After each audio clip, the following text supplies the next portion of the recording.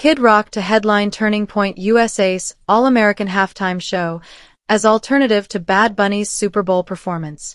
As Super Bowl 60 approaches on February 8, 2026, a cultural spectacle is unfolding well beyond the gridiron, with rock star Kid Rock set to headline an alternative halftime show presented by conservative advocacy group Turning Point USA that will run simultaneously with the NFL's official halftime performance by Puerto Rican superstar Bad Bunny. The event, billed as the All-American Halftime Show, is designed to offer viewers a distinct counter-programming option to the NFL's high-profile halftime spectacle at Levi's Stadium in Santa Clara, California.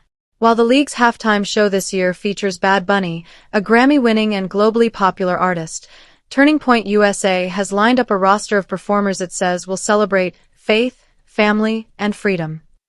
A conservative counter to the NFL's choice. The alternative halftime show has attracted attention because it represents a rare attempt at counter-programming the Super Bowl's halftime broadcast for cultural and political reasons. Turning Point USA, the non-profit founded by the late conservative activist Charlie Kirk, announced the show originally in late 2025 following backlash from some conservative commentators over the NFL's selection of Bad Bunny, who performs primarily in Spanish and whose music and public statements on immigration and other social issues had drawn criticism from conservative circles. Kid Rock, whose real name is Robert James Ritchie, will lead the All-American Halftime Show alongside country artists Brantley Gilbert, Brice, and Gabby Barrett. Each performer is known for their roots in rock and country music, genres often associated with traditional American cultural identity and appeal to more conservative audiences.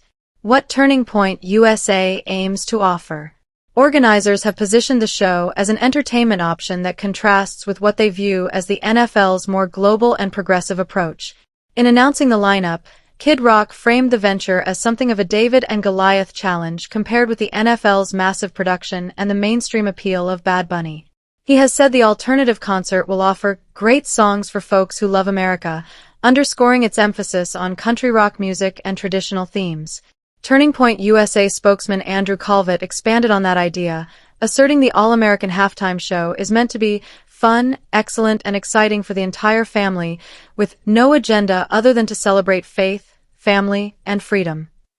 The event is expected to stream across social media platforms and several conservative-aligned networks, including Daily Wire Plus, Real America's Voice, TBN, Charge, and One America News Network. A broader cultural context. The development comes at a moment when the Super Bowl halftime show, long a coveted stage for some of the world's biggest musical acts, has become intertwined with cultural and political commentary. Bad Bunny's selection as this year's halftime performer marked the first time a major global Latin music star has headlined the event, a choice that has delighted many fans while drawing criticism from some who expected a more traditional musical choice. That division set the stage for Turning Point USA's alternative broadcast. Kid Rock himself has been a visible figure in conservative cultural circles and has publicly voiced his views on entertainment and politics in the past, adding another layer to the narrative of the All-American Halftime Show as more than just a concert but a symbolic moment in the broader cultural conversation around media, identity, and national pride. Looking ahead. The All-American Halftime Show is scheduled to air around 8 p.m. Eastern Time on Super Bowl Sunday, directly opposite the NFL's official halftime performance. While it remains to be seen how the turnout and viewership will compare to the league's broadcast, the event signals the extent to which major cultural moments like the Super Bowl are increasingly experienced through multiple lenses: musical, social, and political.